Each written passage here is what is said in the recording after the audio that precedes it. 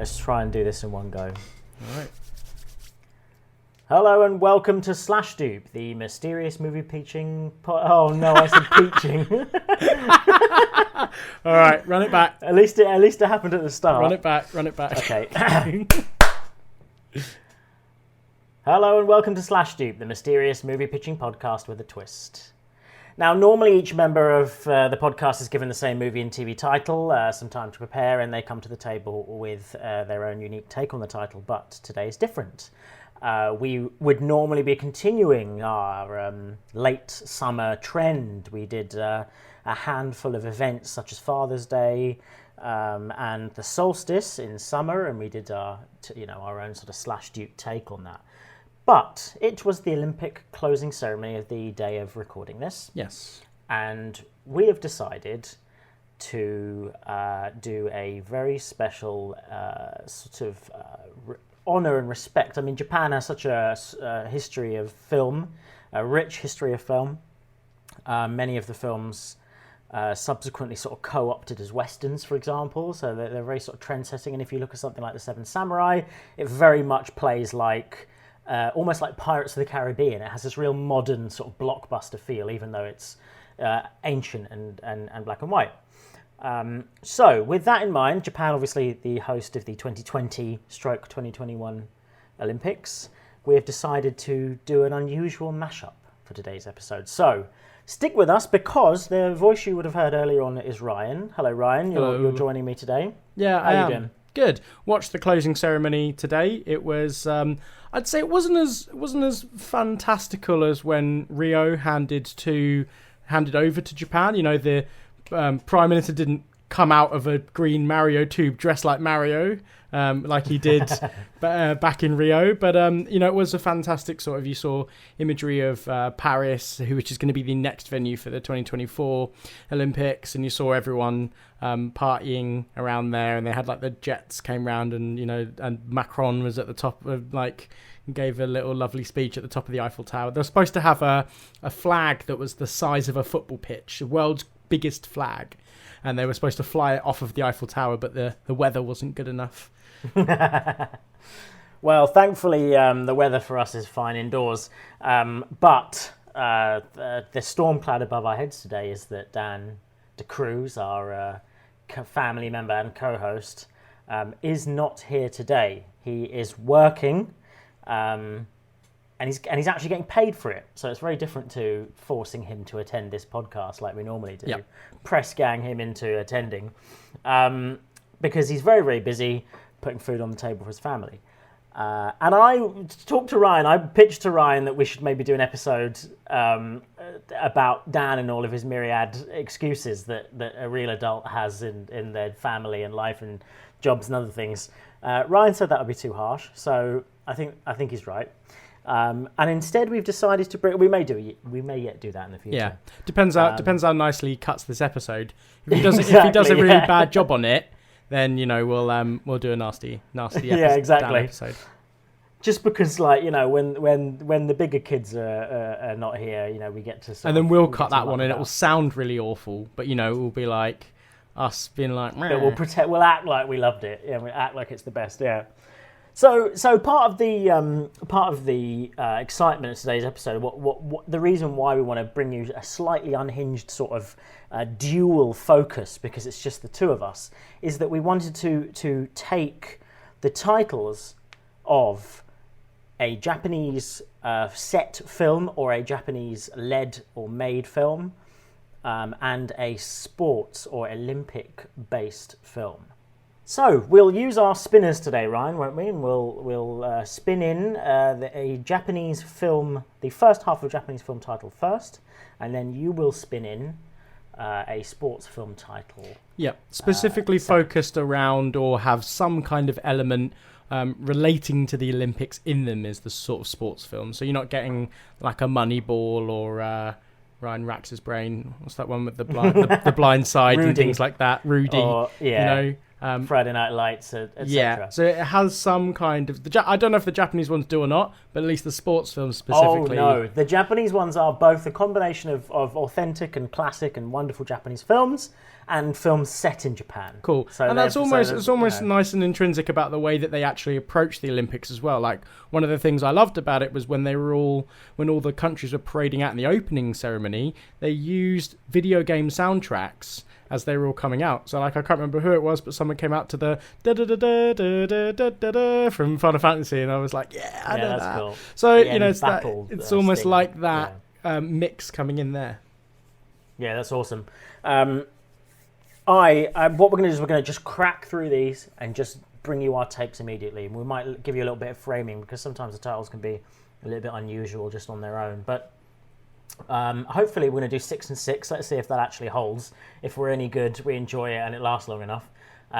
6 starting with Japanese films and 6 starting with sports films. All right, give us a countdown and then we can spin the wheels at the same time. All right. 3, 2, 1, spin that wheel. All right, I'm going. And the first part of the title you're getting is Ghost or Ghost in the. Okay. Which will become apparent and then the shortly. second half of what I've got is Tonya from I, Tonya. So, Ghost Tonya. Okay, so we've got Ghost Tonya as a title. And so now you can see at home how ridiculous it is when Dan's not here. This is what we're going to bring to you, a film pitch, impromptu film pitch for the film Ghost Tonya. Now, I don't know if this should or shouldn't be a sequel to the Patrick Swayze film Ghost. Right? Okay, great opening foray. Because if you were ever going to do a sequel to that, and I'm not 100% sure that they haven't, it can't be called Ghost 2, right? It has to be called Ghost, maybe sort of colon and then someone's name. So the late great Patrick Swayze, he can't be in the film obviously, but maybe this is where you need Dan. I don't know enough about the film Ghost. And the thing is, sequels are always pitched with no knowledge of the previous film. Dan really loves I, Tonya as well. Like, really loves it as well. I, Tonya's a great film, but absolutely fantastic film. Love the director. Is there like a place called Tonya? That's a question. Yeah, that's a good idea. I wonder if there's a place in America called Tonya. Yeah. I mean, I'm getting lots of Tonya's location in GTA 5. I get a lot of Tonya Harding. Yeah. Okay, so let's do this. Based on my knowledge of Ghost, because sequels are almost always created without any knowledge of the prior, or any knowledge of what makes the prior entries good, or you'd think that anyway. All I know about the movie Ghost is the scene with the pottery. Yeah. So I think that Ghost Tonya is about somebody. Okay, so you'll have to build in the person, but somebody goes to. It's about a pottery class of people who are all there because they're trying to find peace of some kind. So you just think they're just there, to just do some pottery. But what brings you to a pottery class? For some people it might be that they're bored. For some people it might be that they want to learn a new skill. For some people it might be practical. They might want to sell the stuff. There's so many reasons why somebody would take up something like pottery. But Tonya is maybe the mother or the daughter of the person who runs the class, and they've died. And what they do is they help their daughters, their daughter. Let's say it's their daughter, and they're the mother that's died, and they help their daughter by helping the people in the class. So maybe it's a TV show. Maybe it's an Amazon Prime 6-parter sequel to Ghost. So there's quite a few of these. I haven't really seen in the UK, or probably they probably are, but I haven't been invited to them. But there's a lot of places in like LA where you can go to like adult pottery, but it's not like so much the making, but you like make your own mugs and plates and stuff like that. And it's like a lot of people do it as a day out, as a night out. So maybe it's something. I like what you're saying with that, with the Ghost Tonya's the old like night old classes.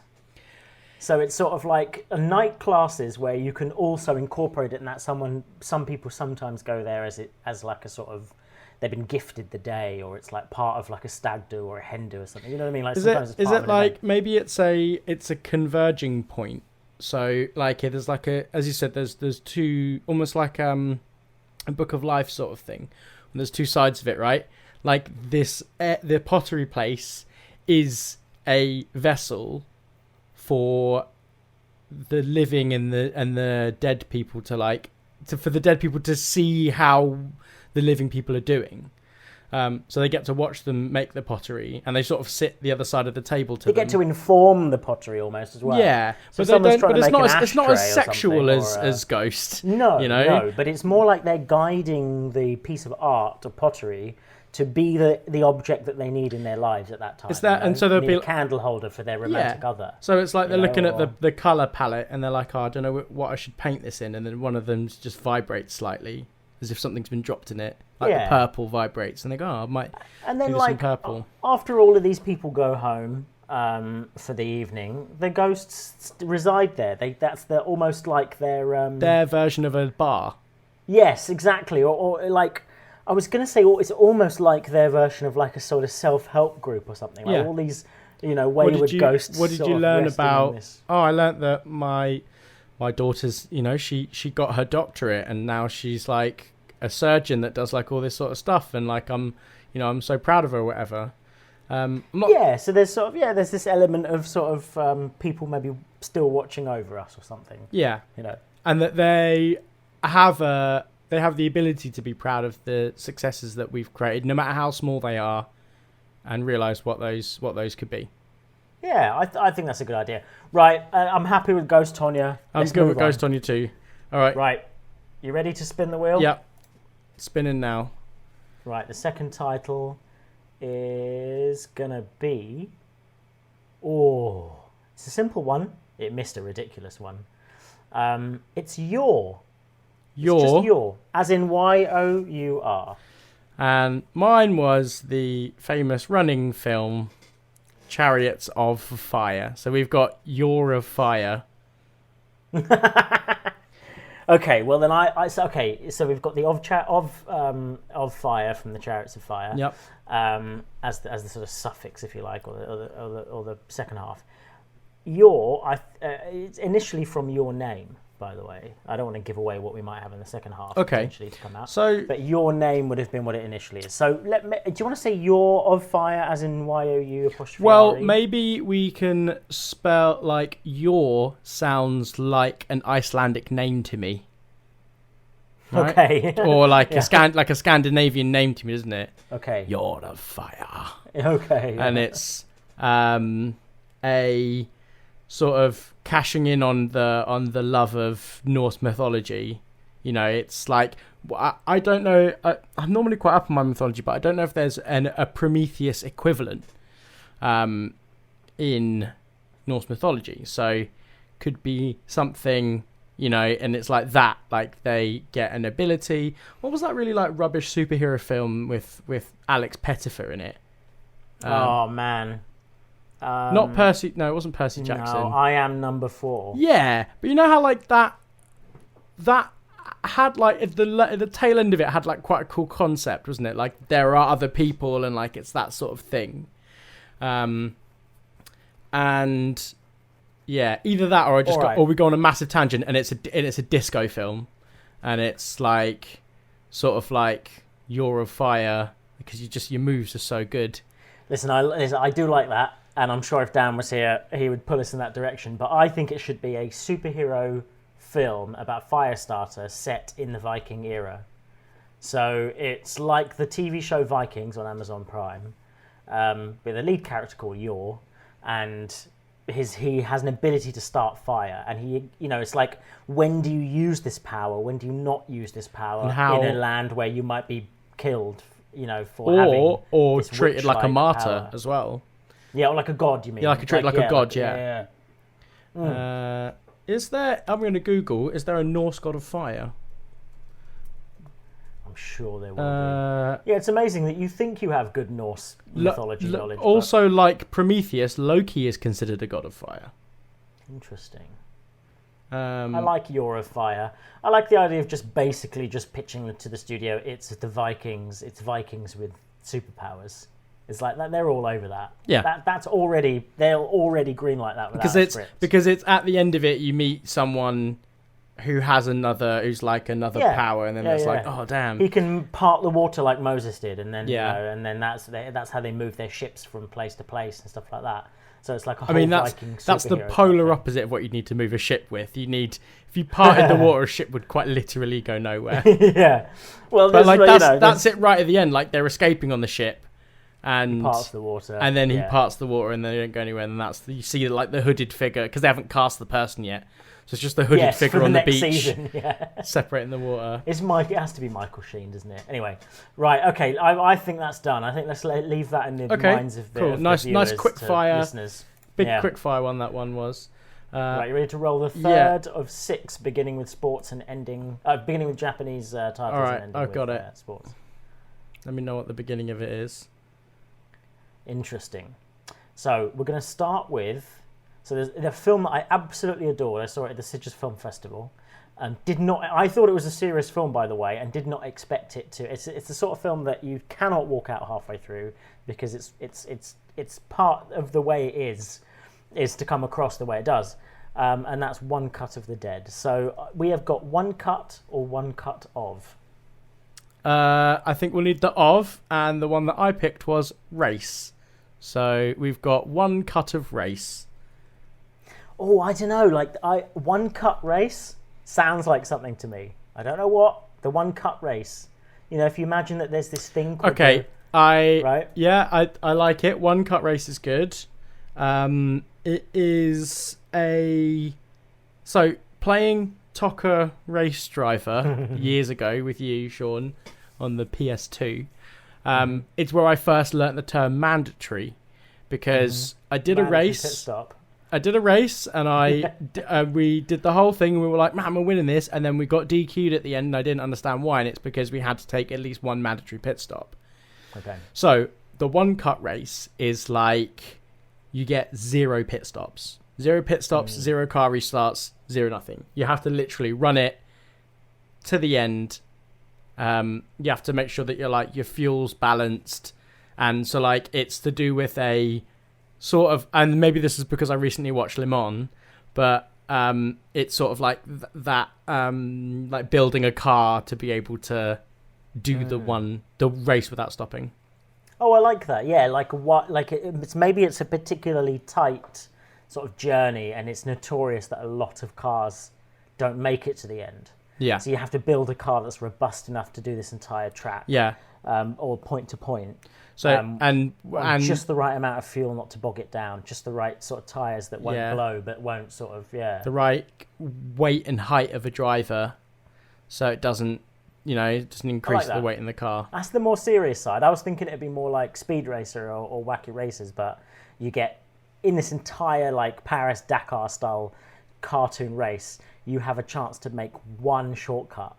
One zany, crazy shortcut. Okay. And it's like, when do you make that shortcut? Do you do it right at the start? Too soon, Junior. And then you've like got to the entire rest of the thing to do that. You've now got to toe the line. That's it. You're done now. You race it like, properly. Or is it right at the end? But then if you miss your chance to take the best type of shortcut is it strategic somewhere in between? Like at a difficult part of the course? Okay. So it's notorious, like dirty, like Wacky Races, except that you can take one shortcut, and it's like where you decide that is, and there's a team. I don't know. It's something that excites me about that. I don't know what it is, and I don't know why, but there's something interesting about that. I think it's like you're sanctioned. It's like the Purge almost. You're like sanctioned to do one sort of devious thing, and it will definitely. Once. I know what it will be. The reverse, right? Where like the people think they've got it. And then, like, suddenly the antagonist comes like flying over like a hill, and then lands in front of them and wins the race. And he saves it to the end. And then they go back to the footage, and like his tire went out on one, like he went just over on an apex on a corner. Yeah, and that's considered actually you used your shortcut right at the beginning, and it would be like whatever. Yeah, the one cut races. I can see it now. It's a simple conceit. It's sort of easy to grab hold of. Kids can understand that, Right, okay, listen. Let's roll on. That's a good one. So that was one cut race. One cut race. All right. I'm going to roll again. Me this too. Is the fourth one. He says with a question mark. Ooh, okay. Okay, all right. I've got an interesting as well. Interesting one to begin with. It's very simple. Again, a lot of these are unusual, so it's just the word only, because there's a film, an animated Ghibli film called Only Yesterday, which is a fantastic animated drama from Studio Ghibli, set in Japan. So I had a Winter Olympics based film about ski jumping. I had Eddie the Eagle. So this film would be called Only the Eagle. Oh my god! Only the Eagle. What was the eagle is the American sort of national animal, isn't it? I know that it's the bald eagle. The bald eagle. Yeah. Yeah, because there's another bird that is like the sort of German or the sort of Nazi symbol. They had a bird, didn't they? They had a hawk, I think. Yeah, I think it was a hawk. Although, so the eagle is. You want to just double check before we bang on about about making eagles there. No, it was a Nazi symbol as well. Yeah, the eagle, imperial eagle. Yes. Yeah, it's a tough one. Okay, well, to be fair, the Romans used the eagle long before that, didn't they? So it's got to be something to do with conflict, war. It's got to be something to do with how the eagle has been used as a symbol of, a variety of different. What about? Do we want it to be depressing? Do you want it to be really? Well, I depressing? don't know. What's your depressing? I'm thinking it'd be something to do with like Native Americans, isn't it? Because obviously there's a lot of look, maybe it's a sort of multi-generational film. It doesn't matter who owns this land, or something like that. Well, only the eagle sees all, right? Only the eagle witnesses what happens. So it's throughout history when the eagle is used as a symbol. It's like an anthology film almost. So it's every segment is a different period of time of conflict and of lessons we can learn for now. Except that the eagle, and every time the eagle is almost sort of utilized, co-opted, if you like. That's the eagle. And yet there is, the eagle is free and flies over every sort of scene. I think it's emblem used. Of the eagle is used. I mean, there's loads of uses of it. I'm just looking at it sort of like in religion and folklore. In Sumerian mythology, it was carried someone to the heavens. Eagles were patrons of Zeus. Good old eagles in Lord of the Rings. They're always sort of seen as quite. I think it's because they're quite majestic looking. They're sort of majestic and predatory. So they have an unusual sort of balance, don't they? And then even what's his name in either in old Jake Sully in Avatar. He talks about, doesn't he, eagles don't look above them because nothing hunts them, or I can't remember exactly what that quote is, but you get what I'm saying. It's yeah. I mean, it's used quite a lot. Yeah, so we have to sort of have the eagle being the common thread between these moments of conflict, I think. Being considered the king of birds. Okay, I like it. Okay, I'm comfortable with leaving that to be in the sort of minds of the listeners, if you like, and someone might be able to expand on it if they have any ideas. I think it's a good one. I think using something like "only the eagle" and that phrase "only the eagle sees all" or "only the eagle knows all" or something like that, and you strip that out, and that is our moment, isn't it? When somebody would say it. I can't think of the term. It's not seer, but people who look through the eyes of animals. They've got a term, haven't they? Right. Yeah. Only the eagle sees. Yeah. And that sort of. That was a nondescript accent. Okay. I wasn't doing a specific Native American accent. But I think that's a good place to have that one. Yeah. Let us know what your Only the Eagle would be about. We've given you a nice amuse-bouche of different examples there. Yeah, agreed. So are we on 4 or 5? 5. That was 4. 4. So we've got We're 2 on 5 left now.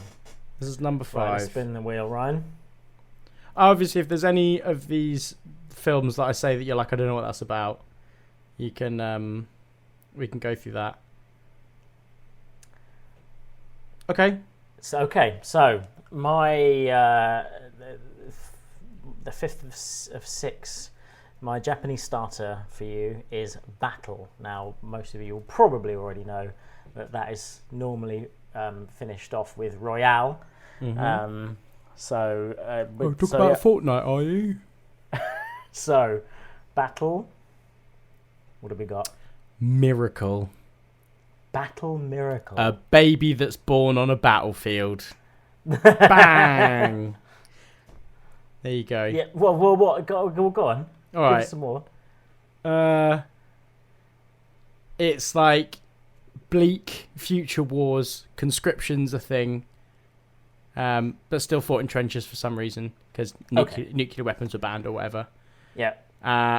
And a woman goes into her conscription, not a subscription. That's where you get for Netflix. Goes into a conscription, not knowing she's pregnant, and then has to like hide it, and then what I imagine the final scene would be like is like her like in the middle of a battlefield giving birth, but then the doctor that like helps her is like on the opposite side. Do you know what I mean? Yeah. There's something in that. It might be above my pay grade, but there is something good in that. Yeah. What does Battle Miracle ring out to you? Well, it's not like me to do the ridiculous stuff. I'm normally the one pitching the serious things, like you are. But I think the Battle Miracle should be about a baby that's born on a battlefield. But it should be Seth MacFarlane's next animated TV series, and it should be about the baby comes out fully formed and is like a complete sort of American G.I. Joe baby, and he leads. It's just a show about him on the sort of all the different fronts of this war, and he's the guy in charge telling everybody what to do. So it's just about a baby. Basically, it's a baby with an AK, and that's it. It's a baby with a gun the entire time. Is that baby with an AK? Is that sequel to Hobo with a Shotgun?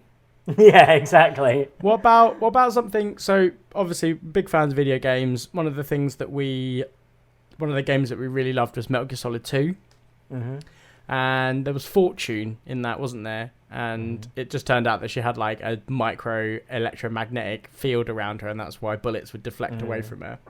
But something like that would be quite cool. Someone who is like, who thinks so like they, people talk about like having a Bible in their chest and then they get shot and then the bullet's stopped by the Bible, or like they put a helmet on and the bullet as they put it, and it's something like this person is just like thinks they're incredibly lucky in battle. They've got all of these but then when you look at all the trophies, it's like, I don't know, there's something to do with like the fact that they're just engineered and made really well.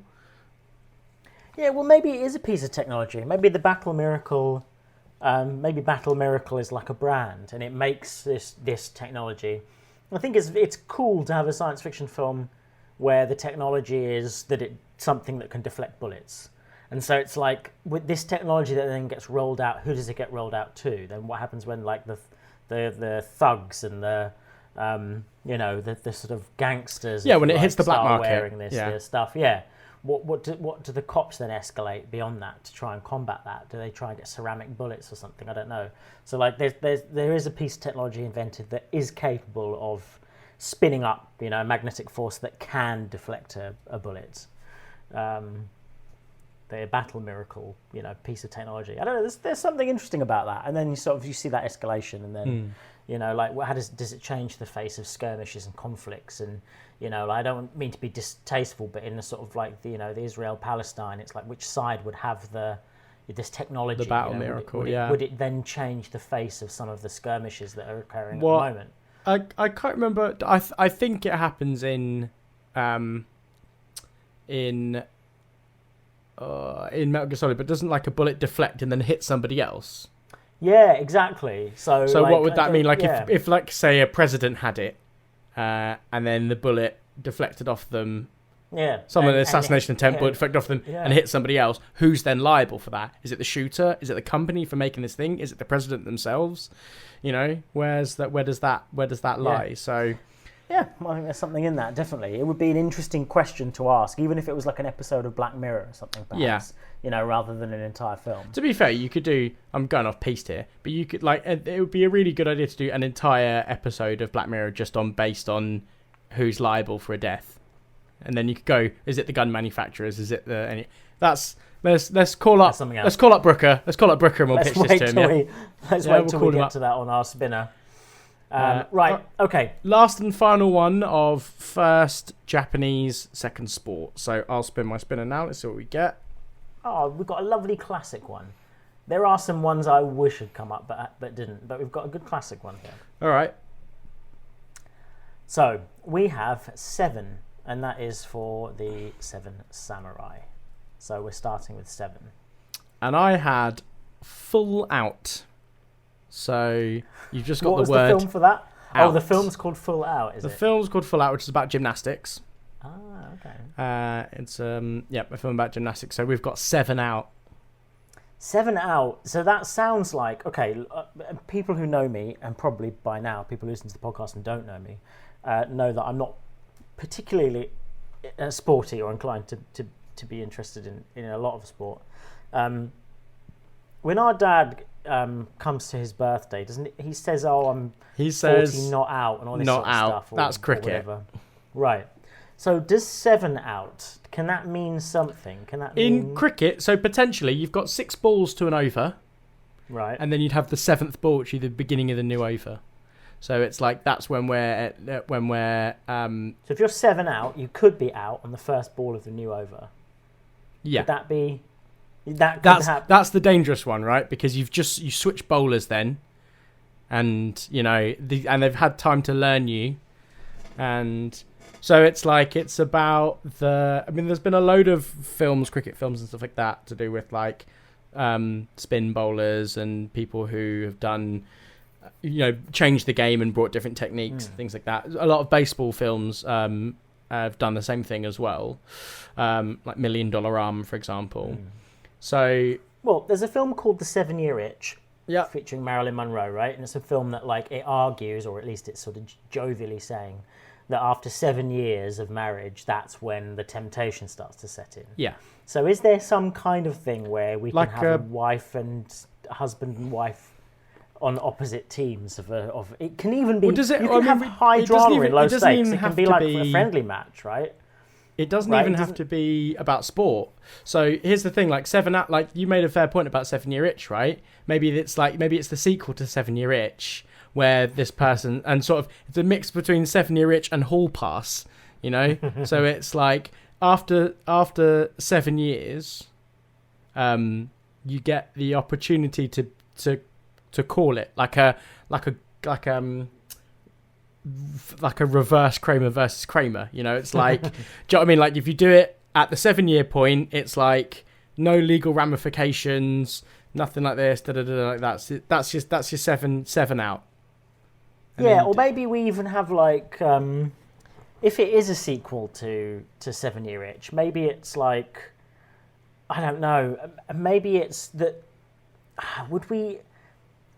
Can it be filmed in the style of 7-Year Itch, using the old cameras and there's someone, maybe we computer generate the image of Marilyn Monroe and voice and computer generate onto another actress and do a direct sequel, and then she's in love with wasn't it I don't know, I can't remember, all the people on the baseball cards from back then, they were because Marilyn Monroe and those sorts of people, they would have gone out with or canoodled with the I'm just going to say Joe Montana or whatever. I just made that up. It was close. It was John DiMaggio. Yeah, John DiMaggio. No, sorry, Joe DiMaggio. John DiMaggio is the voice actor. The guy He's Bender. From Bender. Joe DiMaggio is the baseball player. Yes, and other sorts of figures like that, right? They were sort of in high regard. So maybe you bring him back using awful sort of Moff Tarkin sort of CGI, and you have him play himself, right? So maybe, I don't know, or maybe he's been married for 7 years to Marilyn Monroe, and maybe they play themselves. So it's Marilyn Monroe in this alternate sort of past where they're going out in real life during the sports in Hollywood. By the way, as I'm saying this, I don't actually even know if they're around in the same time period. Who? Joe DiMaggio and... But I think they were. I have a feeling they were. What, Joe DiMaggio and Marilyn Monroe? And Marilyn Monroe. Yeah, they dated. Right. I see. I felt like they did, and I think in my sort of echoes of my memory. I mean, I know enough about old Hollywood, but I don't really know that sort of side of things. Actually, they were married. See, there's something and then they in divorced, my brain said. and then they divorced 274 days later. Well, let's use CGI to bring them back in a way that is still in a grey area at the moment because they haven't imposed any proper laws on, the ability to bring back the likeness of a character yet, which I am in theory against. But like in this slash dupe scenario, we want to make money, right? So we computer generate them both, film it like the 7-Year Itch, like a Billy Wilder type comedy, and have it almost like a sort of docudrama about them pushing past that point and being married for 7 years and what happens to them both. And there's this sort of Elseworld, a little bit like Once Upon a Time in America, Once Upon a Time in Hollywood, sorry, the Tarantino film, where it's sort of like an Elseworld almost, like it's sort of an alternate ending to history, if you like. Yeah. So. Okay. All right. It's a weird one, but I knew there was some. I had in my brain the two of them were connected, so I feel like obviously because they were married, but I feel like you can draw something out of history and make it sort of stranger than fiction. A little bit. I'm reminded a bit of Pleasantville and stuff like that. Like how it's sort of something like that. Right. All right. Well, I look forward to switching this around.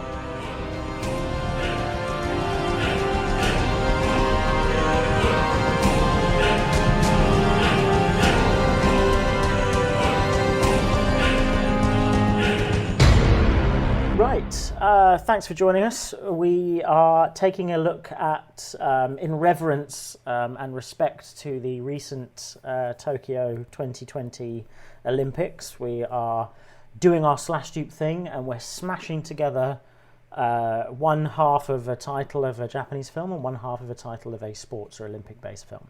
We're smashing them together and we're coming up with our own slash dupes based on that new title. So we started with 6 titles that had the first half of a Japanese film, a popular, famous Japanese film, or a film set in Japan, and the second half, the last half, was a sports film or something based around the Olympics. We are going to flip that now.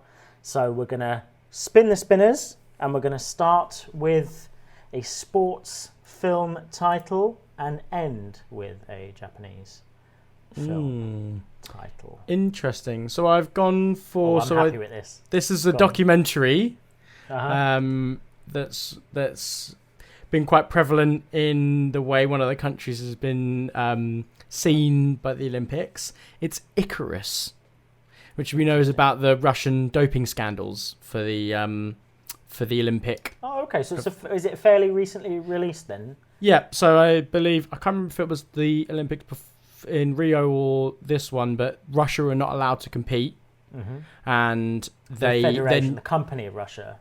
No, the company. The country. This is because we're filming it very late. Yeah. So the country Russia are not allowed to compete. But they are under the Russian. But you can. They are the Olympic. Commission. Yeah, Russian Olympic Committee. So it's basically the people who were not involved at all, but were still athletes, can still represent Russia, but under the Olympic flag, basically. So Icarus, and then what is your title? Mine is the famous film set in Japan with the suffix Tokyo Drift. So those of you who might remember Fast and Furious Tokyo Drift. Quite upset the Fast and Furious didn't come out in the last segment we did, but Tokyo Drift has found us. So we've got Icarus, Tokyo Drift. So this is our most ridiculous one. So I don't even know where to begin on this. No. Oh, man. All right. Okay, I'm just going to be very, very general here and say it's to do with the landmass of Japan or the city of Tokyo moving. That's the drift element. I'm gonna say it's the entire city shifts. Like sort of 10 centimeters in one direction everywhere. Like everything shifts 10 centimeters in one direction. It doesn't seem like a lot, Do you mean the entire island is offset of Japan or just Tokyo? Yeah, I'm not sure. I'm not up on Tokyo. Is it? I think it's got a harbour, right? But is it set inland? Like No, I think it's is it like inland, Manhattan where it's an island? No, it's sort of slap bang in the middle of Japan, basically. Okay. Again, I'm happy to be corrected, but I believe it's landlocked Tokyo. I mean, the entire country could shift, and because it's the capital city. How about, what about we do Icarus : Tokyo Drift, right? And it's like about... Yeah, well, Icarus will be like either it's about the gods have done it. It'd be Icarus, yeah, and he's just... No, they're like... Or Icarus is the name of like some kind of satellite that's done They're it. like, right, outlawed. You can't... No human can fly, all right? That's it. We've done it now. Got, like, humans, yeah? You had your chance. No flying. And then Icarus joins like an underground flying ring, like drone racing, but for people with feathers. I think we're reaching on this one. I think we are really reaching on this one. This was a nutcase. We need Dan here to sort of come in and give us his sort of whirlwind take, and then we sort of pull out something from the mire. Icarus Tokyo Drift, this is a toughie. I think we might be able to do this one. I'm feeling like One Punch Man type vibes. I'm feeling like it's sort of animated and it doesn't make any sense, and it's set in this sort of fictionalized Tokyo. So maybe it's Tokyo, the landmass. It is a landmass of its own. So Tokyo's been pulled out of Japan, and it sits on its own, and the Icarus like foundation or something is a tower. You know, one of these sort of video game towers full of like horrible sort of demons and outlaws, and it's just this tower that's like 5,000 stories high in the center of Tokyo. The drift, yeah. And it's like, so Tokyo is adrift, and the Tokyo Drift is its own sort of landmass now, pulled out of Japan. What if the drift is like all these towers pop up? And it's the drift because it's the mix between our world and the demon world. Yeah, that could work. And this would specifically be about the drift tower in Tokyo. And I'm getting like One Punch Man vibes, which sort of because there's all these different zones mixed that with have different Devil May Cry levels 3. Yeah, exactly. I might even be Devil May Cry 2, you know. But like, you know, we need the Ouroboros sort of like company in the tower and all that. But I sort of like the idea of maybe it's both, to be honest. But yeah, this sort of gothic Devil May Cry vibe where someone like this sort of superhero team of like idiots, a little bit like I keep saying One Punch Man, I'm going to keep saying it, but that's the tone I'm going for. And they have to battle up this 5,000 story building over the course of the series, battling demons and all sorts of other people. So it feels a little bit like a fighting game. And they sort of work their way up to the and each demon from different forms of anime. Because if you've seen One Punch Man, it's like different sort of stupid kaiju from, you know, they're sort of like over-the-top bonkers villains from other anime sort of turn up, basically. And they're all sort of hell-bent on domination, and they all have sort of different types of villain, and who are sort of dispatched by One Punch Man. So I sort of like that. I can see it, you know, it's a thing that our cousin Joe would be like, hey man, you've got to watch Icarus Tokyo Drift. You've got to watch it. It's amazing. It's brutal. It's and it's amazing. Got one of those. And it's probably because Icarus Tokyo Drift is its English title, so it translates badly. And it's called something, translation, doesn't it? Yeah. It's got a much better title in Japanese, right? Yeah, I think. All right, we've mined as much as we can out of Icarus Tokyo we have Drift. fully and utterly drained that vein. I think we need to move on to the 2 of 6. Okay. Of this final section. Okay, so I've got one of my first split titles here. Okay. Really good opening title for this one. You have Blades. Interesting. From Blades of Glory. Okay. So I just have Away from the film Spirited Away, the Studio Ghibli masterpiece that made it over here. It's recently its 20th anniversary, I believe. Yeah. God, I can't believe it's been that long, actually. I think so. Anyway. So Blades Away is what we're going for. So it's too tempting to say that we reuse the idea of Blades. No, it's the sequel to Knives Out. right? It's the sequel to Knives Out. Which, by the way, they're making a sequel to Knives Out. Are they actually? Yeah, they are. Netflix has bought them. This is the kind of title where, like, and this is another origin story of Slash Dupe for us guys, right? Like, our dad, the film Jumper with Hayden Christensen, I think that's his name, right? Our dad would crack jokes like, "Oh, I hear they're making a sequel to that film. Yeah, it's called Cardigan." And, like, that's the sort of rubbish things that is an equally shit title that we could probably riff off one day. So Blades Away, I'm pitching Blades Away as the sequel to Knives Out. Now, I've not seen Knives Out either. Oh, you'd like it, mate. So, it's good. But I think, isn't it just like adult Cluedo? Isn't that basically just what it is? It basically is, yeah. Yeah. It's sort of sardonic, cheeky, modern Cluedo. Part of me thinks that Blades Away is... Do you remember... So you had really, really good sort of Abrams Zucker style parodies. So you had Naked Gun... you had Airplane, so you had these really good parody films that were like Top Secret was one. I watched the Red Letter Media folks do Top Secret review. So you have these really good parodies that have like jokes in their own right, and they're almost timeless in a way, with some good acting in them. And then you have those fucking god awful like date movie, epic movie. Oh, the Thingy Brothers, movie 43, and like just absolute dreck. Just soulless, vacuous, disgusting nonsense, right?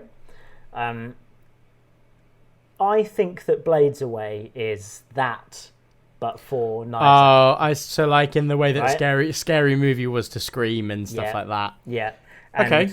Epic movie, although an epic movie was to everything else. Although to be fair, I will hold my hands up and say that Not Another Teen Movie has a place. Not in my heart. Another Teen Movie was one of my, and it was my introduction, maybe the world's introduction to Chris Evans as well. Wasn't it? And do you know what? Maybe it's because Not Another Teen Movie parodies a lot of movies that by the 90s were shit anyway. Like, but if you look also at things like, we didn't particularly. They weren't so much in the English zeitgeist. Like all of those really bad, not bad, but like I love a lot of those American high school rom-coms.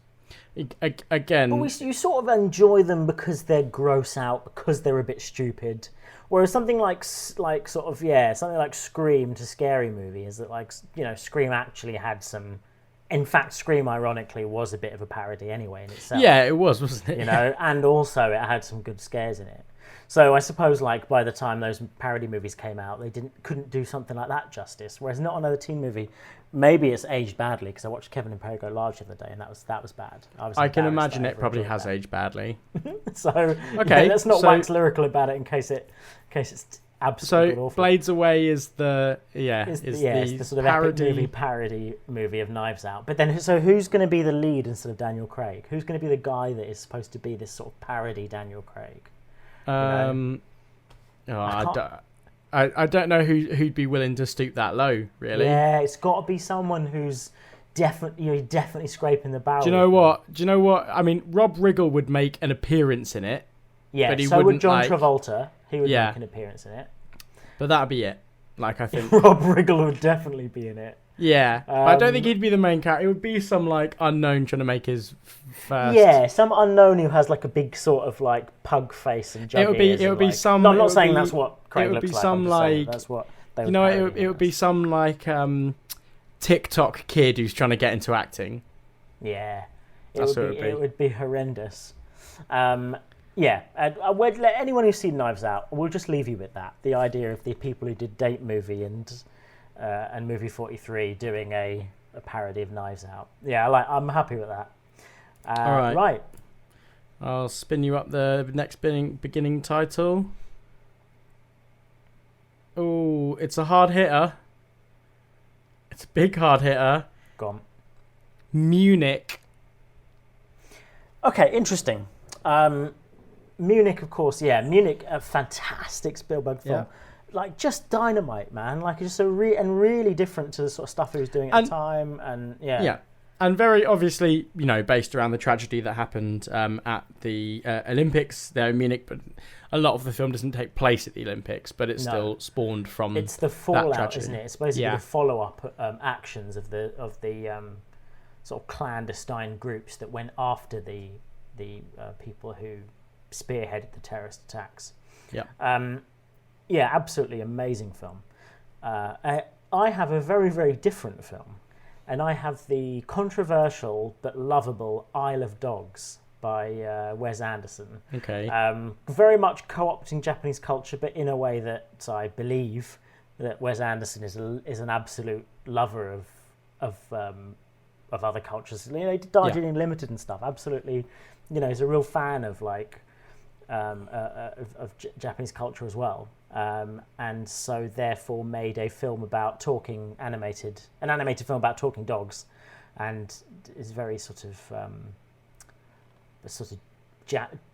Japan focused. I don't know. Do you know what I mean? Very sort of Japan focused. Is there like Japanify? I suppose you. I was going for that, but I wasn't. Because you can get I recently found out the term Francophile is obviously if you love things French. Japanophile. So I think he's a Japanophile, to be honest.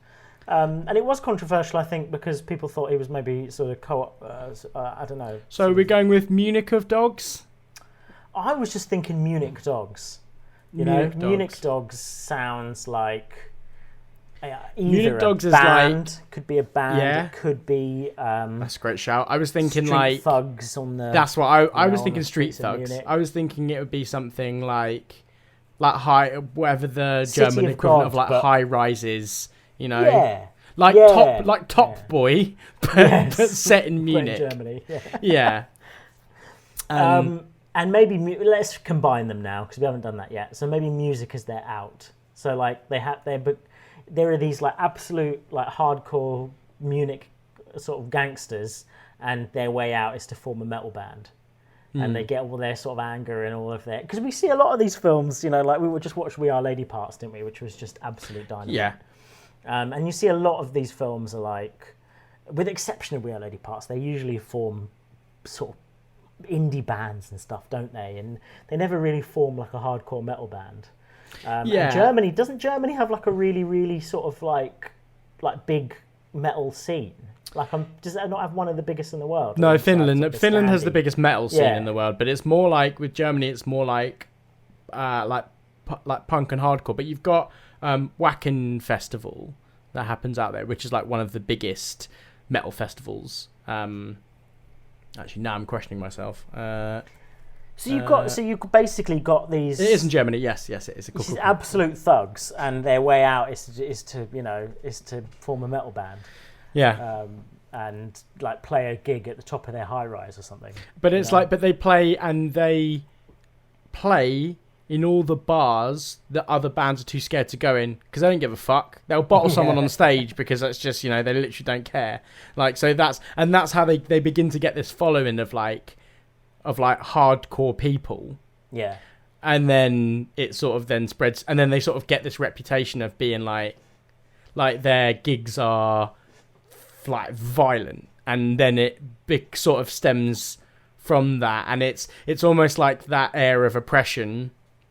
And that sort of that feeling of being like, you know, like I want to go, I guess, like Insane Clown Posse. You know what I mean? Like that sort of like, you know, that feeling. I know, yeah. What a pull! So we just on that, like, just a little quick aside is that I was in when we went to Australia a long time ago to visit family.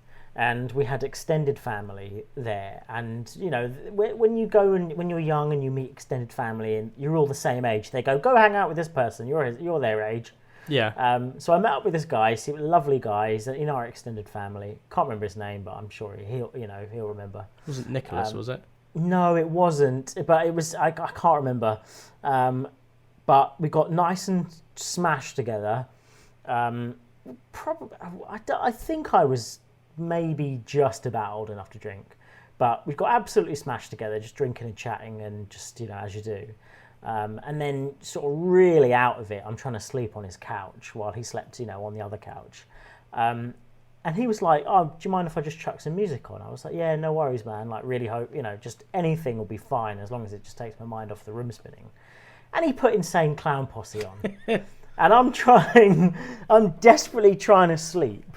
Like absolutely smashed, and I have recurring nightmares about that. I don't think there is a band less suited to being put on when you're trying to sleep. I can't believe that this guy. I have a lot of love and respect for him, but I cannot believe he put Insane Clown Posse on as a way of going to sleep. But anyway, to each his own. So obviously a juggalo for life. Yeah. But yeah, so these guys in Munich Dogs, they form the Munich Dogs as a way of sort of maybe bringing their block together, and stopping the infighting in their block, basically. And like they use music to sort of soothe some of those wounds. Something like that. Yeah, there's something.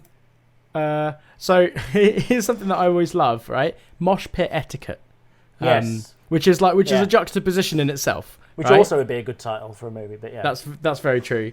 But it's like that is, and it's so funny because there is a crossing of genres between sort of like rap, like trap, indie, and obviously so there's like, it's really funny, like I was at Reading and there was mosh pits during Kendrick Lamar, because there's that sort of the people who listen to indie and also listen to thingy. Yeah.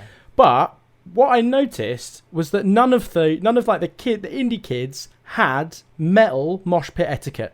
So when people fell, when someone falls, you get them up. You make a space and you pick them up. They weren't doing it. Nobody hits anyone else in the face. Like, you never hit anyone in the face in a mosh pit. Unless you go to a hardcore pit, but yeah. But you never go fists out either, man. Like you. But never the thing go is, to like, there was hurt none of people it. in a mosh pit. No, there was no mosh pit etiquette, and I always find that funny. So that's maybe something in this is like the mosh pits allow them to get their anger out on each other, like in the thingy, but they're not actually like fighting because it's at the right times. And like, there's something so primal about a wall of death that I love, and it's brilliant. And so it's just like mosh pit is such a unique experience. If you've never been in one, it's sort of invigorating and sort of, isn't it? And like fearful as well. It's sort of frightening, but at the same time, you sort of know you're not going to get killed and no one has it out for you. So it's like a really interesting sort of mosh pit's fascinating. So maybe the mosh pit is the central part of that this sort of the final gig or the final act or something, right? It's I think there's something good in there. Someone, a better person than us will have to bring that out. But yeah, as a starter for Munich Dogs, I'm happy with that.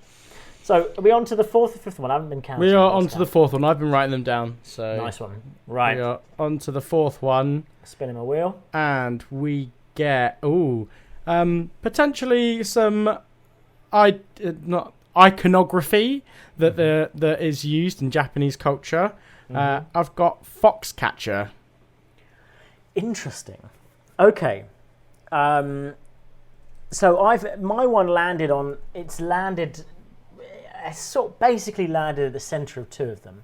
It's Yesterday. What's the one that's flashed up on the screen? And Shell.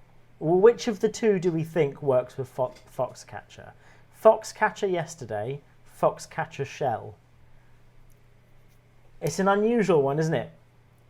Foxcatcher based on the sort of true story of about the brothers, about the wrestling, the brothers who are wrestlers, and their sort of eccentric sort of coach and benefactor.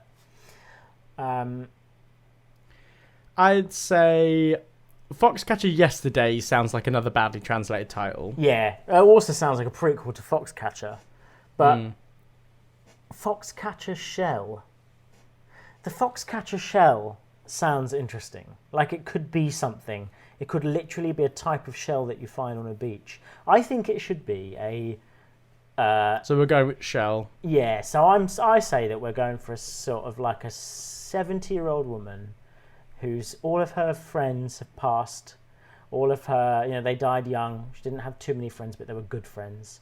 She doesn't have any family left for a variety of reasons. And she's decided that she wants to write a book before she dies. It's the one thing she wants to do, or before her, she's finished work before she moves into the sort of twilight of her life. So she goes to a small sort of village on the coast where she has heard about the Foxcatcher shell, and she hunts for the Foxcatcher shell, and that's the story. What does the fox symbolize in sort of Japanese? Well, the fox is, so I believe it's the Inari. You'll have to, don't quote me on that. I think it's the Inari. Inari, the fox brings good luck. It's like a good luck charm. So the fox in Japan It's very, very different to the nasty little foxes I see in urban foxes I see in the street in South London. Bold as brass, man. These guys, like they know that they how close they can get to a person, giving them the stink eye before they need to run away. But the foxes in Japan are sort of seen in a different way. Yeah. So they're often sort of good luck charms and other sorts of things. Okay. So yeah, and I like that. So the fox catchers, So if I you've think, got you've had a lot of good fortune, and you've you are a fox catcher maybe. So this woman has had a lot of fortune in her life, just because Yeah. her friends and family are dead, and just because she's old doesn't mean that she hasn't had her fortune in her life, And obviously, an interesting quote I'm going to butcher from John Cleese is that, a relationship doesn't have to be good because it lasts forever. Like relationships can end. People, or they don't have to be good because one of them dies at the end. Yeah. So this woman has had plenty of positive experiences in her life. She's trying to write this book about finding the foxcatcher shell, and she goes and interviews people and talks to people. Maybe it's a little bit like Susan. I want to say Ortega, but I know that's not it. The lady who wrote the book that the article that was turned into the movie adaptation. She wrote it in first person about her trying to look for this sort of rare orchid and meeting the man behind the who could help her find this orchid. So I think it should almost be like she's just telling this story about how she's looking for the foxcatcher shell, and who she talks to and who she interviews, and the local area, the community, the stories, what they believe and what the children are brought up to believe. And it's just this lovely coastal town in Britain, and this lady just writing a book about, and that's the film, is her just sort of writing this book and going around and looking for this foxcatcher shell, which is supposed to bring you good luck, but of course this lady, not good luck, but like sort of a good life, of which she finds out maybe that she has already had. It's got to be a very old Judi Dench doing it, very old. You think so? Yeah, so it'll have to be filmed in the next few years. But like very old, like Death's Door, it's one of those pieces like that an actor does, and then they die, and then they were like, man, that film is a little bit about their own death, and they sort of, like one of those. So the last film that one of these great actresses of ours does. Okay, I like that. I feel like that's Foxcatcher shell, the Foxcatcher shell. Although Foxcatcher yesterday could still work. You just replace the item with something else. The title still stands. All right. Okay, I've got my spin for the next one. Let me know when you've got yours. Yeah, I'm just spinning up now. Our penultimate one. Oh, yes. Interesting. Go for it. Personal. Okay. Personal, and what's that from? And it's from Personal Best, which is what that is. It's the film about... Oh, I just had it open and it's just disappeared. Too busy looking at juggalos. It's a sports. It's a sports film, right? But it's going to be Olympic centric. Yeah. It's about sprinters trying to. Okay, that makes sense. Yeah. PB. Yeah. Well, what's interesting about Personal Best is that I've gone for, I've spun for Bill of Kill Bill, because a portion of that is set in Japan. So we have, and obviously it very lovingly sort of uses a lot of Japanese. A lot of Japanese samurai cinema and TV shows. Absolutely. Yeah. A real film that has its cake and eats it with sort of like Hong Kong martial arts and Japanese sort of samurai. Yeah. Okay.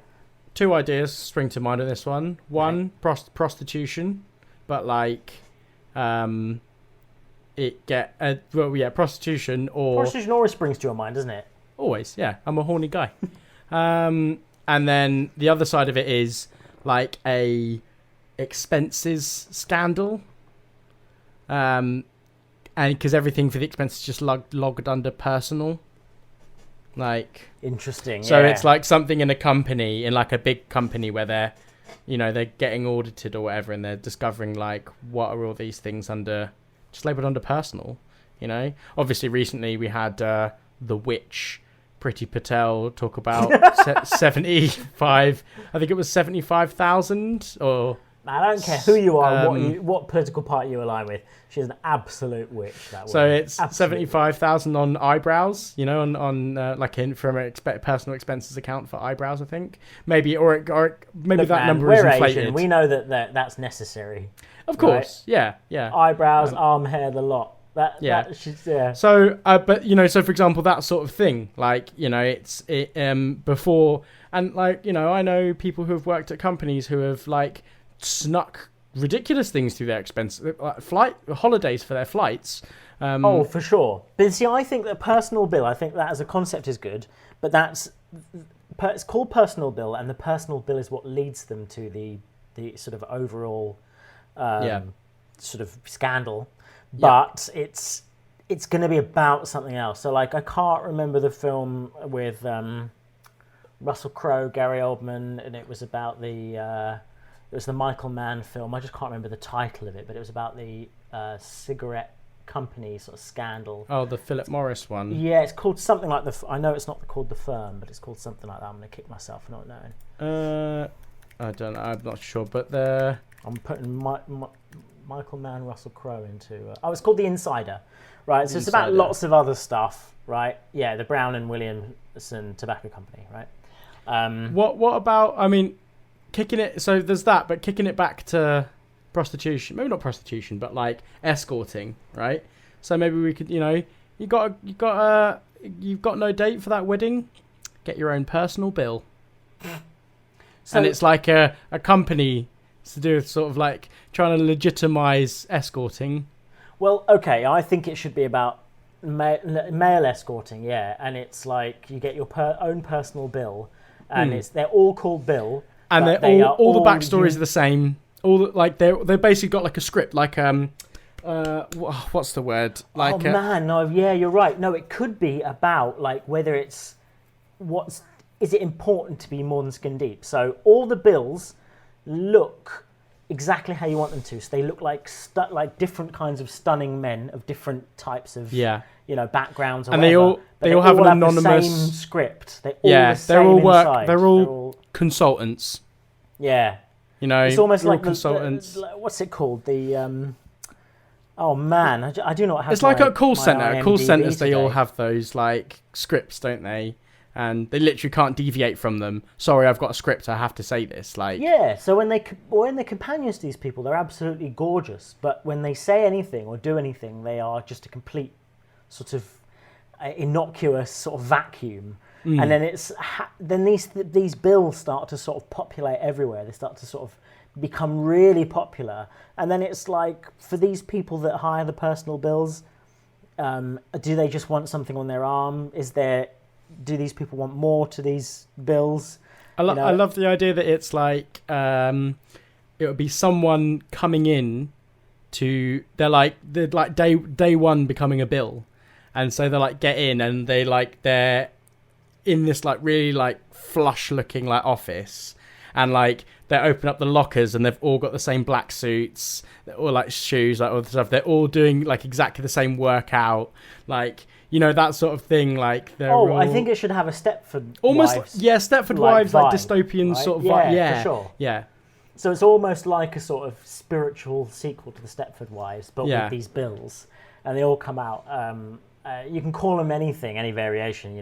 William, Willie, but everything. And I would find it really funny, like at some point. So like the guy goes and he meets another Bill.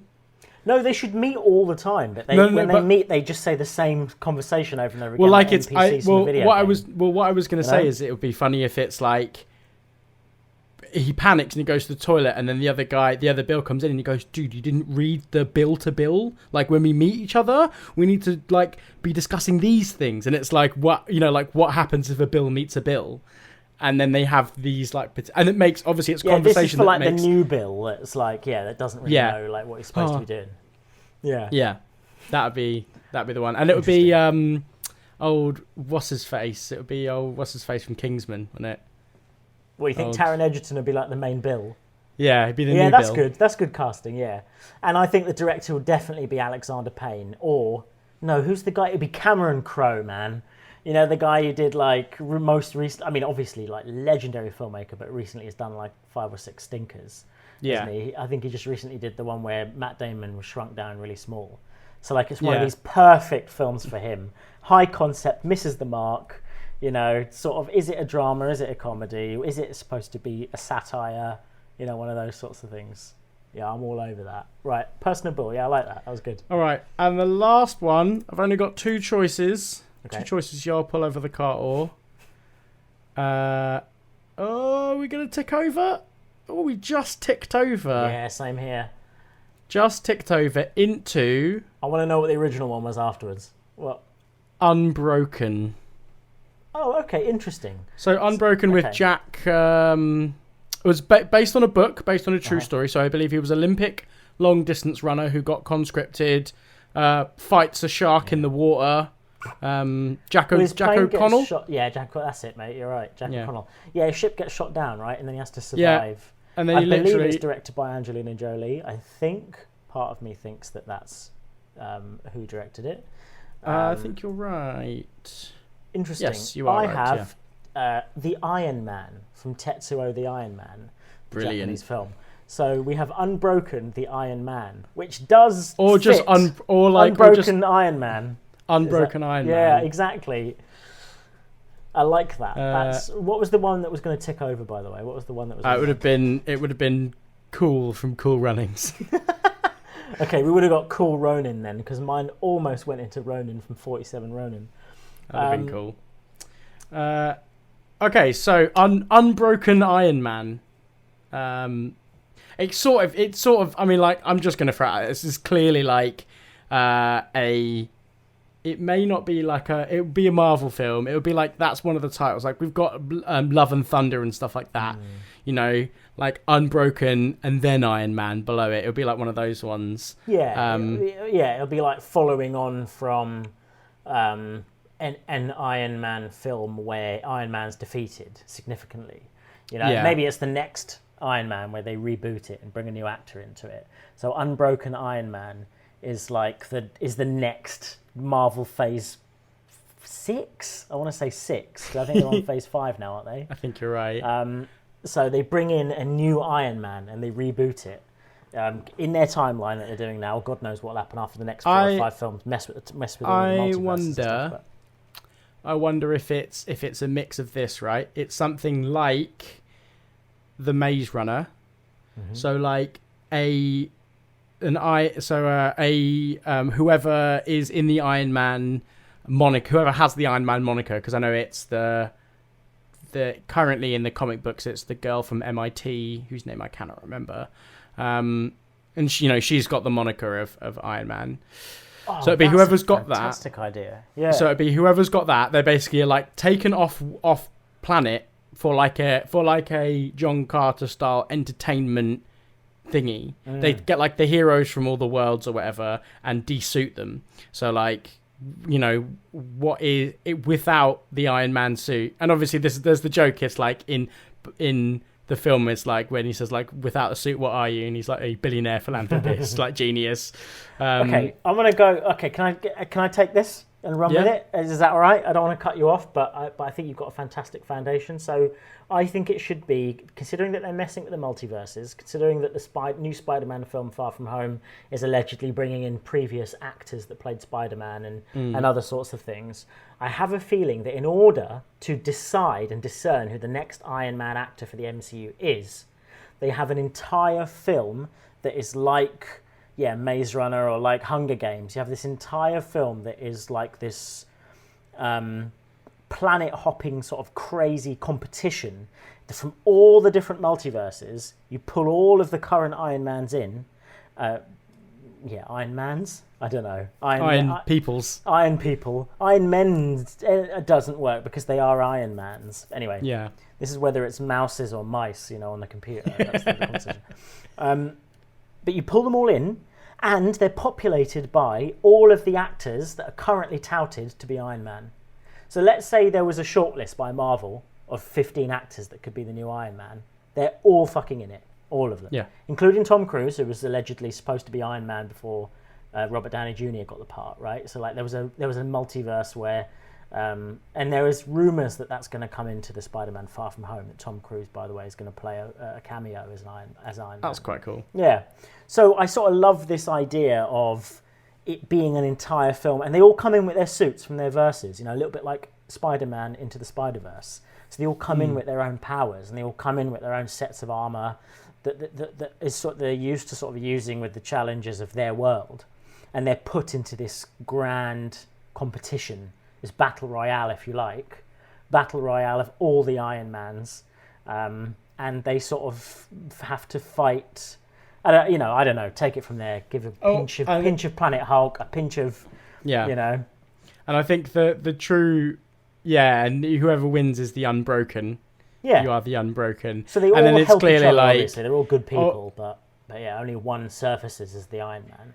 And do you reckon he makes it like... it makes it seem like they're dying horrifically, but it's all like technological... So then actually not everyone's fine.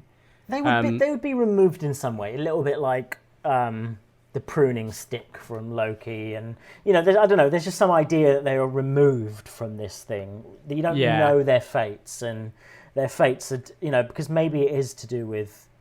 If we were actually going to make this, we'd know more after the next couple of films as to what they're doing with the multiverses and the timelines. But there'll probably be a way of getting them just out of the competition, and only one Iron Man surfaces and. I don't really know enough yet about the architecture of the timelines and stuff. Yeah, because it's Riri Williams, and she actually... So it's not Iron Man because she's a woman. She becomes Iron Heart. Right. Yeah, I like that. Well, that's better than Iron Woman, isn't it? Like, just making it sort of like a... I like that. And of course it will be her, and of course it will be a great, actor playing her.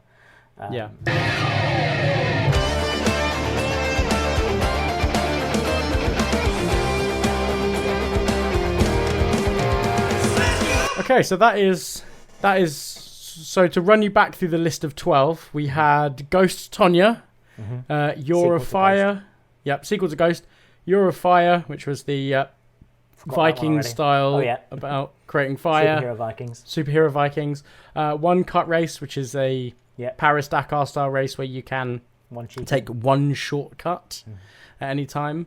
Only the Eagle, which is one we thrown over to you guys, but it was just the idea that the iconography of the eagle has been used across the years, spanning an anthology through time. Yes, used in many different ways. What does Only the Eagle mean? Battle Miracle was the tool Battle Miracle was created to deflect bullets, and what happens when that gets mass produced and then shipped out to all corners of the world in the black market, whose responsibility it is, what comes next in terms of ceramic bullets. 7 Out was the Marilyn Monroe and Joe DiMaggio story about their relationship. 7-year marriage story. Yeah. Sort of riffing off of Once Upon a Time in Hollywood, the sort of Elsewhere style of that. Then we switched over. We went sports films first over the Japanese films. We had Icarus Tokyo Drift, which was to do with these ghost towers popping up full of demons and stuff. Crazy and someone manga adaptation movie. Someone fighting from floor 1 to floor 500, fighting all these different demons. One Punch Man was the touchstone to that. Blades Away was the awful parody, sort of like movie 43, scary movie to sort of the actual horror movies version of Knives Out, which was going to be absolutely ridiculous. We said Rob Riggle would be in there somewhere, most probably. Yeah, Munich Dogs, they sort of like Top Boy set in Germany, where a band form a metal band to sort of bring together their hoods and their yards. Is this you trying to do like yards. A Sean-style summary? Is this what you're doing? Yeah, I think it's working pretty well, actually. Yeah, it's all right. Munich Dogs, where they, the mosh pit etiquette to be able to smash and fight in there, but not fight out in the streets, man. Foxcatcher shell, an old woman who's lived a wonderful life, wants to go and find the foxcatcher shell on the beach, and it's an example of her. Tell her a story. Writes a story about how she went to go find it and how all the beautiful moments in her life have led her to be able to find the foxcatcher shell. Personal bill was to do with like a new person joins an escorting service, the Bill's escorting service, where all men are the same, have the same story, and is love more than superficial. Stepford Wives, a touchstone of Stepford Wives, which I think hasn't been remade since probably shouldn't be remade, should it? No, it was Nicole Kidman. Yeah, and finally the Unbroken Iron Man, which is a Marvel film set in phase 6, 7, 8, 9, 10, 11, 12, however they're going to go on. But you actually get all of the actors touted to be in Iron Man. All of the actors. So nobody knows who's going to be the new Iron Man until you finish that movie. You will be the Iron Man for the multiverse. You will be the Unbroken Iron Man when you win this massive tournament. So there's 12. I'm hesitant to say quick fire rounds because we did go on a bit, but we've done longer, we've done shorter, haven't we? Yeah, a few tracer rounds flew over the top of it. But it was good, and I think in honor, and we won't do this again for another 4 years because that's when the next Olympics will be. Although 3 years, are they actually doing it's it? 3 years though, isn't it? No, it's 3 years. However, we do have, and we'll kick Dan out for it as well. I've enjoyed this. He's not coming back for the next Olympic one. All right. To be fair, we've got the Winter Olympics in like 6 months, so we could do one for that maybe. I just want to point out before we go that we had You Only Live Twice. That was one that was set in Japan, or partially set in Japan. And I believe, apart from Lost in Translation, they were the only two. I had a handful of others that aren't worth mentioning, but they were the two films that didn't crop up. I know you had Cool Runnings. I had Cool Runnings. We can save that for the Winter Olympics. All right. Feel the rhythm, feel the ride, get on up. It's bobsled time. Cool Runnings. Well, thanks, Ryan. I've had a lot of fun. We missed Dan, of course, and our next episode will bring Dan back in force. We wish him the best, of course, with the shows that he's on at the moment, If it makes sense for him to discuss them and plug them, we'll have him chat about it when he turns up. But I've had fun. Sort of doing this unusual format. It's been good. It's been interesting. I mean, it's nice to sort of bring our /Dupe sort of eyes onto just utter nonsense. Utter nonsense. Yeah. So if other people at home, Ryan, want to tell us their utter nonsense and let us know their own ideas and maybe want to even share the podcast. We've had a couple of shares actually recently I saw that our podcast go out, the reach extend a bit, and I was really humbled and amazed that people are sort of interested and willing to sort of share it with other people. If they want to do that, where can they go? What can they do? You can genuinely, I just checked this, maybe it's my cookies. In fact, I'm going to just very quickly check it I'm going to just check it on incognito mode. So if you /Dupe, 2 separate words, yeah, man, we're still... / like the / Dupe like the... Like duplicate. Duplo without an O, and then change the... Just like duplicate. Okay, yeah, that's better. That makes sense. So yeah, that is. If you just Google us, you can find us wherever you want, wherever you use. But for those of you that want to be directed, you can just find us everywhere at /Dupe, all one word. And you can find us on Instagram, Facebook, and Twitter, where we post quite a lot. We post some really cool, ridiculous ideas. And what we want you guys to do is not only, as Sean said, like us and share us and subscribe us and all that sort of stuff, but tell us your ideas, man. We are itching.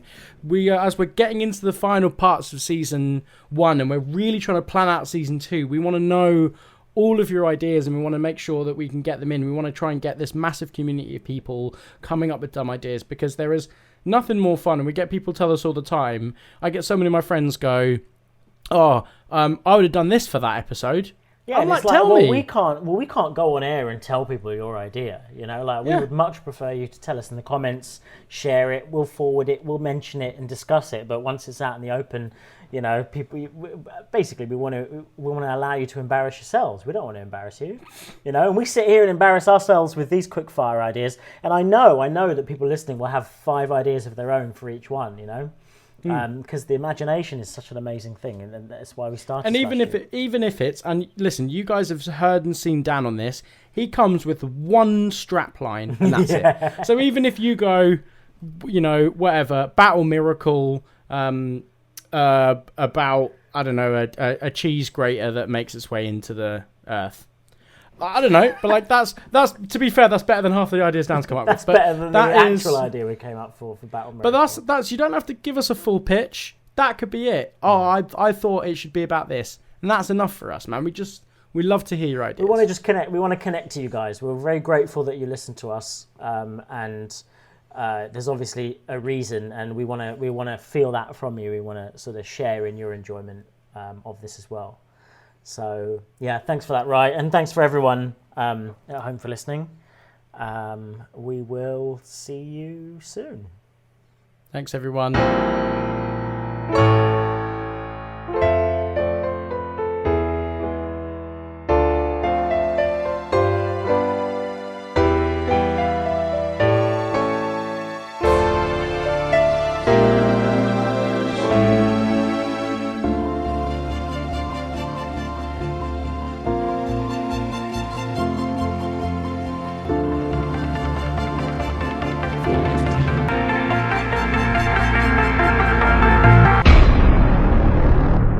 Recorded in the Capo Studios, 2021. What's up, Danger?